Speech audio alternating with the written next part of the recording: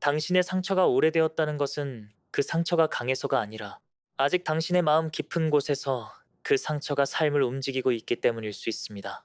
누군가의 한마디가 몇 년이 지나도 가슴을 찌르고 이미 끝난 일을 떠올릴 때마다 마음이 굳어지며 비슷한 상황만 와도 먼저 방어하고 의심한다면 사건은 끝났어도 상처는 끝나지 않은 것입니다. 시간이 모든 상처를 치유하는 것은 아닙니다.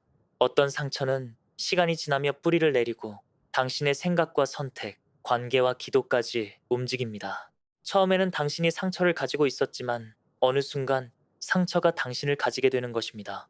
시편 147편 3절은 하나님께서 상심한 자를 고치시고 그 상처를 싸매신다고 말합니다. 하나님은 당신이 아무렇지 않은 척하기를 원하시는 것이 아닙니다. 오히려 숨겨둔 상처를 하나님 앞에 드러내기를 원하십니다. 이미 지난 일이야. 나는 괜찮아라고 말하면서도 마음속으로 계속 그 장면을 반복한다면 상처는 기억에서 정체성으로 이동합니다. 어느 순간 나는 상처받았다가 아니라 나는 사랑받지 못하는 사람이다. 사람은 결국 나를 떠난다. 누구도 믿어서는 안 된다고 믿게 됩니다. 여기서 첫 번째 영적 진실을 알아야 합니다. 오래된 상처는 사건 자체보다 잘못된 해석을 더 오래 남깁니다. 누군가 당신을 버렸다고 해서 당신이 버림받을 가치가 있는 사람이라는 뜻은 아닙니다. 한 사람이 당신을 배신했다고 해서 모든 사람이 당신을 배신하는 것도 아닙니다. 그러나 상처는 한 사건을 당신의 정체성으로 확대합니다. 그 사람이 너를 거절했다는 사실을 너는 사랑받을 수 없다는 결론으로 바꾸고 한 번의 실패를 너는 앞으로도 실패할 것이다라는 두려움으로 바꿉니다. 잠언 4장 23절은 무엇보다 마음을 지키라고 말합니다. 마음이 상처의 해석에 붙잡히면 오늘의 사람을 어제의 사람처럼 대하게 됩니다. 지금 당신 앞에 있는 사람은 잘못한 것이 없는데 먼저 의심하고 하나님이 새로운 길을 열어주셔도 또 아플 거야 라는 생각 때문에 돌아섭니다.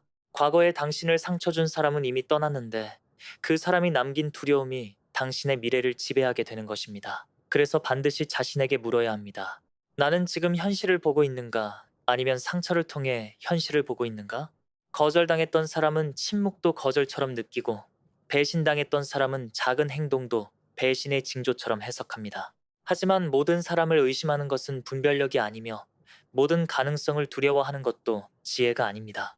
디모데후서 1장 7절은 하나님이 우리에게 두려움이 아니라 능력과 사랑과 절제하는 마음을 주셨다고 말합니다.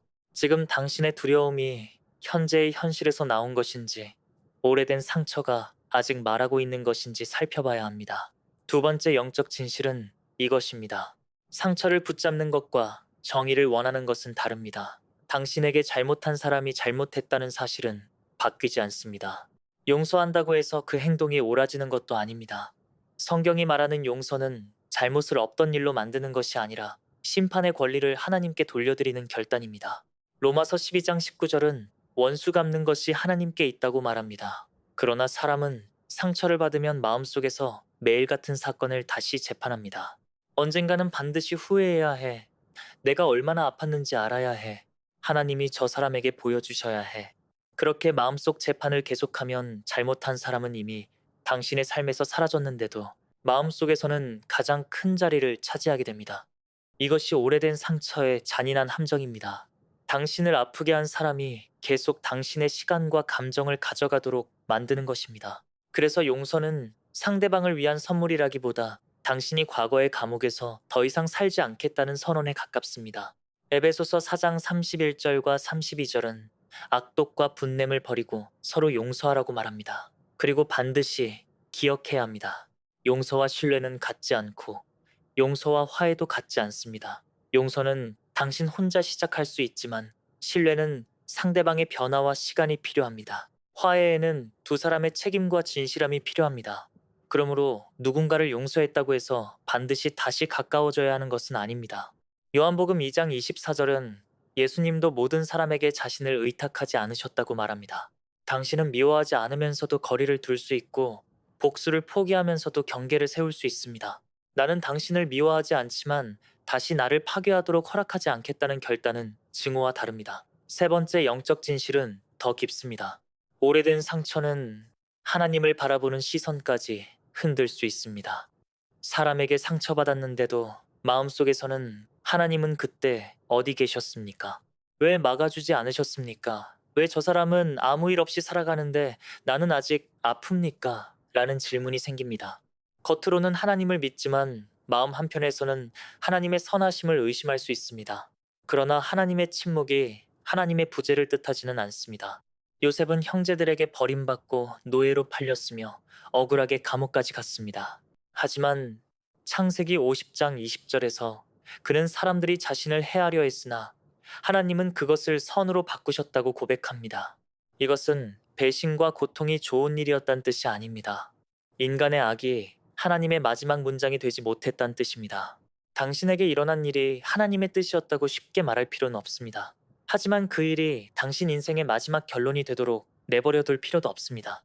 이사야 43장 19절은 하나님이 새 일을 행하신다고 말합니다.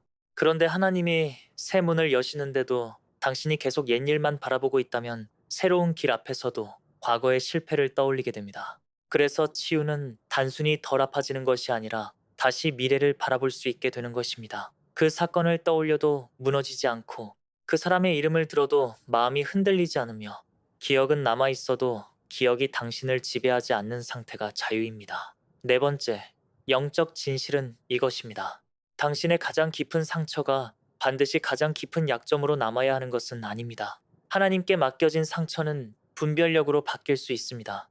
과거에는 사람의 말만 믿었다면 이제는 열매를 보고 인정받기 위해 자신을 희생했다면 이제는 자신의 가치를 알고 떠날까 두려워 잘못된 행동까지 참았다면 이제는 사랑과 집착을 구분하게 됩니다. 그러나 상처를 품고 산다고 자동으로 강해지는 것은 아닙니다.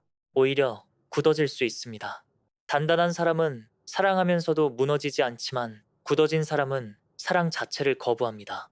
단단한 사람은 경계를 세우지만 굳어진 사람은 모든 사람에게 벽을 세웁니다. 그래서 당신은 물어야 합니다. 상처받은 이후 더 지혜로워졌습니까?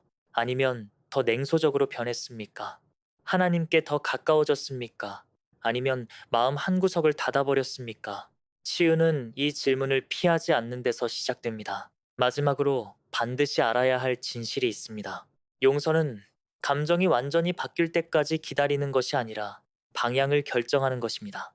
아직 용서할 마음이 생기지 않았습니다라고 말할 수 있습니다. 깊은 상처 앞에서 감정이 즉시 바뀌지 않는 것은 이상한 일이 아닙니다. 그러나 성경이 말하는 용서는 기분이 좋아진 뒤에만 가능한 것이 아닙니다. 때로는 아직 눈물이 남아 있어도 이렇게 결단하는 것입니다. 하나님, 저는 아직 아픕니다. 하지만 이 사람을 심판하는 일을 제 삶의 중심에 두지 않겠습니다. 이 사람이 한 일을 옳다고 말하지 않지만 이 사람이 제 미래를 계속 지배하도록 두지도 않겠습니다.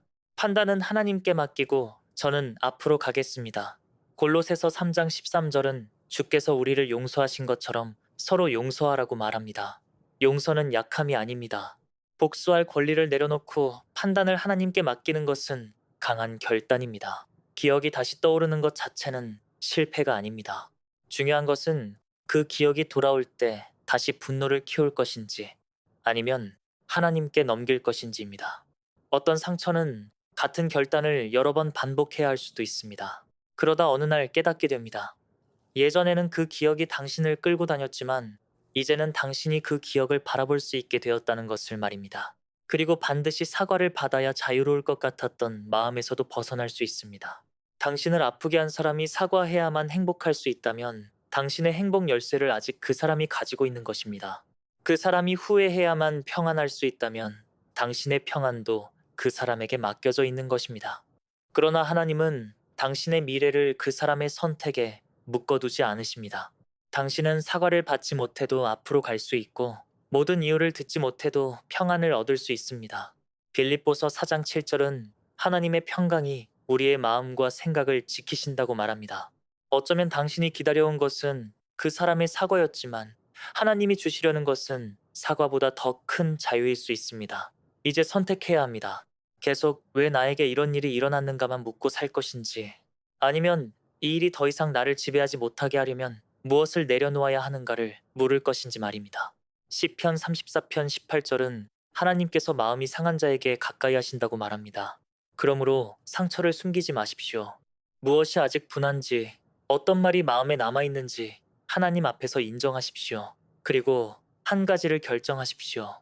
그 사람이 당신에게 한 일이 당신의 남은 인생까지 결정하게 만들지 않겠다고 말입니다. 당신을 배신한 사람이 당신의 신뢰 능력까지 가져가게 하지 마십시오. 당신을 버린 사람이 당신의 가치까지 결정하게 하지 마십시오. 상처는 당신의 역사일 수 있지만 당신의 정체성이 되어서는 안 됩니다. 흉터는 남아도 계속 피를 흘릴 필요는 없고 기억은 남아도 계속 지배당할 필요는 없습니다. 오늘 당신의 마음속에서 가장 오래된 상처 하나를 떠올리고 물어보십시오. 나는 이 기억을 가지고 있는가? 아니면 이 기억이 나를 가지고 있는가? 아직 그 기억이 당신의 감정과 선택과 미래를 움직이고 있다면 이제 심판해야 한다는 집착과 반드시 받아야 한다고 생각했던 사과를 내려놓으십시오. 필요한 경계는 세우되 미움까지 품고 가지 마십시오. 과거에서 배울 것은 배우되 과거를 당신의 주소로 삼지는 마십시오. 하나님은 당신을 상처가 시작된 자리에서 평생 살게 하시려고 부르신 것이 아닙니다. 당신에게 일어난 일을 바꿀 수는 없어도 그 일이 당신 안에서 어떤 의미가 될지는 달라질 수 있습니다. 오늘부터 상처에게 마지막 말을 주지 마십시오. 당신을 아프게 한 사람에게도 마지막 말을 주지 마십시오. 당신의 마지막 말은 하나님께 속해 있습니다. 하나님이 당신의 이야기를 아직 끝내지 않으셨다면 이제 상처보다 더 큰 미래를 바라보며 앞으로 나아가십시오. 이 사역은 깨어있는 영혼들을 세우기 위한 작은 등불입니다. 당신의 기도와 멤버십 후원이 이 불빛을 지켜줍니다. 하나님 나라를 세우는 동역의 손길로 함께 해주세요. 오늘 영상이 당신의 마음을 흔들었다면 그건 하나님께서 지금 당신을 부르고 계신다는 뜻입니다. 깨어있는 자로 서서 이 세대의 어둠 속에 작은 빛이 되어주세요. 구독과 좋아요는 이 메시지가 더 많은 영혼에게 닿을 수 있도록 돕는 통로가 됩니다. 그리고 당신의 생각과 깨달음을 다른 분들과 공유할 수 있게 댓글로 남겨주세요. 당신의 한 문장이 또 다른 영혼을 깨울 수 있습니다.